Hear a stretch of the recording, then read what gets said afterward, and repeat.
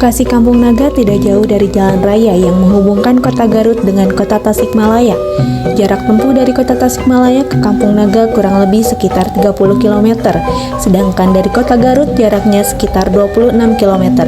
Kampung ini berada pada suatu lembah yang subur dilalui oleh sebuah sungai bernama Sungai Ciwulan yang bermata air di Gunung Cikuray di daerah Garut. Untuk mencapai Kampung Naga tersebut harus menuruni sekitar 400 anak tangga yang sudah ditembok sampai ke tepi Sungai Ciwulan dengan kemiringan sekitar 45 derajat dengan jarak kira-kira 500 meter. Kemudian setelah itu melalui jalan setapak menyusuri Sungai Ciwulan sampai ke Kampung Naga. Menjadi sebuah kebijakan baru untuk seluruh pengunjung Kampung Naga yang semulanya diperbolehkan untuk mengambil dokumentasi berupa video. Untuk saat ini pengunjung tidak diperbolehkan untuk mengambil dokumentasi berupa video itu sendiri karena kebijakan baru dari ketua adat di Kampung Naga. Perkenalkan, nama saya Yani. Jadi saya di sini sebagai salah satu pemandu di Kampung Naga, dan saya bertugas sebagai pemandu itu sudah hampir 2 tahun. Ceritakan sejarah tentang Kampung Naga, entah itu dari penamaan kampungnya, kenapa Kampung Naga, entah itu dari adat istiadatnya atau seperti apa. Mungkin boleh diceritakan ya, Teh. Untuk penamaan sendiri di Kampung Naga itu memang hanya sekedar nama deh. Jadi nama naga itu tidak ada hubungannya dengan hewan naga, ular naga ataupun dengan buah naga. Jadi itu betul-betul hanya pure nama saja. Karena intinya gini, suatu tempat itu harus ada namanya. Kalau nggak ada namanya nanti kalian menyebut apa?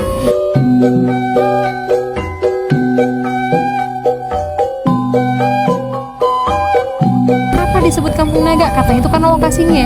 Jadi kalau di Sunda di sini Kampung Naga itu kan lokasinya ada di lembah, dikelilingi sama tebing. Nah kalau dalam bahasa Sunda ada istilahnya mah kampung yang dikelilingi sama tebing tapi disundakeun kampung di Nagawir. Sauna disingkat jadinya apa? Kampung Naga. Nah itu.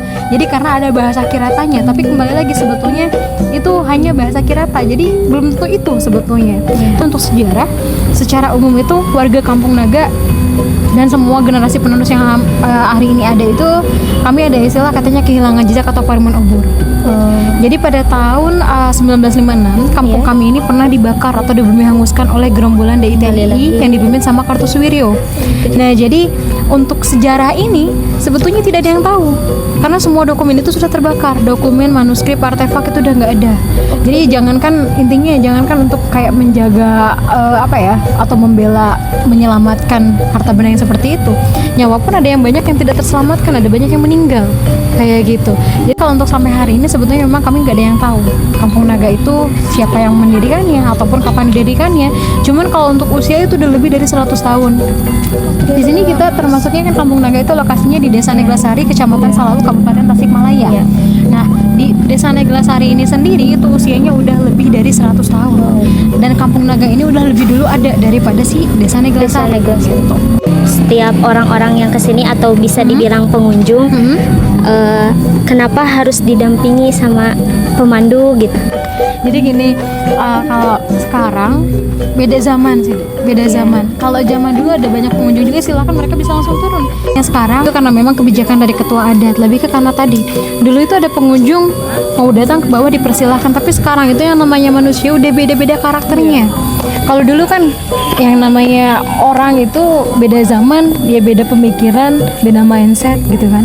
Nah kalau zaman dulu memang orang-orangnya udah yang paling sederhana juga dan nggak terlalu banyak. Nah kalau sekarang pengunjungnya makin banyak dari berbagai daerah, berbagai background, mereka banyak yang nggak tahu juga gitu kan. Ditambah lagi kalau kata orang tua di sini ada peribahasa katanya apa, dahulukan adab sebelum ilmu.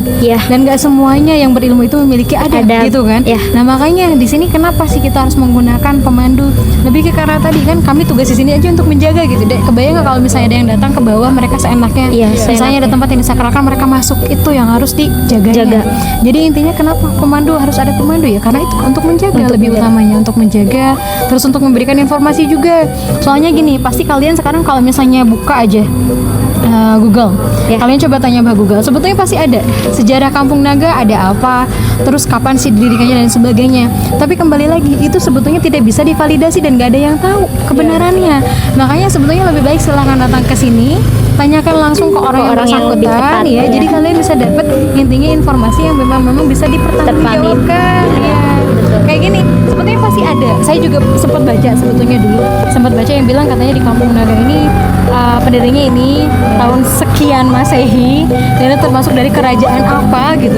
Tapi kembali lagi kan ternyata saat datang ke sini apa orang kami aja gitu tahun 1956 semua dokumen sudah tidak ada, terus mereka dapat dari mana gitu kan. Jadi itu sebetulnya kalau di kami ada pernyataan apapun tidak akan dibenarkan, tidak akan disalahkan. Tapi intinya kami tidak mengetahui gitu. Makanya kalau sampai sekarang kalau ada yang nanya ya mohon maaf kami aja tidak tahu gitu. Jadi kalau misalnya nanya kami parimun obor itu aja istilahnya. Jadi ya pemandu itu ada tugasnya untuk meluruskan yang bengkok.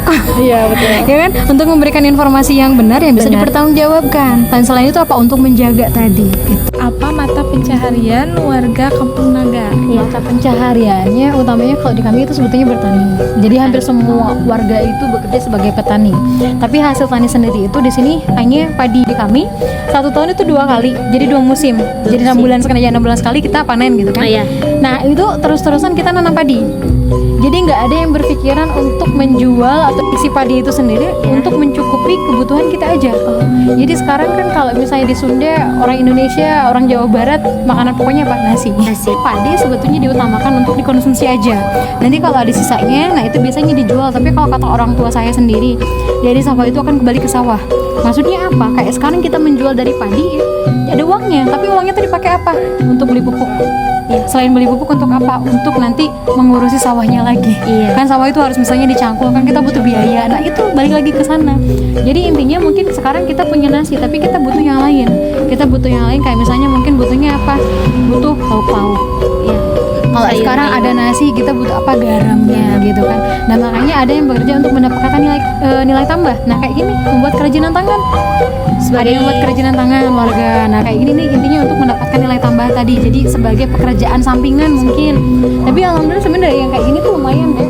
Ya sekarang ini tuh lumayan harganya lah gitu kan. Dan ini bisa konstan tiap hari ada. Karena sekarang selain ada ini, kalau ini kan namanya keranjang atau tas lah ya. Ada tas, ada juga yang lain kayak misalnya kipas atau kepat. Ada lagi yang lain, ada banyak. Selain membuat kerajinan tangan, warga juga ada yang menjadi apa ya, pegawai pemerintah. Terus ada juga yang misalnya jadi buruh, kayak itu buruh pabrik, buruh tani kayak gitu. Ada juga yang berdagang. Yang berdagang itu banyak kan yang berdagang kerajinan tangannya lagi. Terus ada yang berdagang kayak makanan. Sebetulnya alhamdulillah tidak ada larangan, bahkan sampai ada yang kerja ke luar negeri.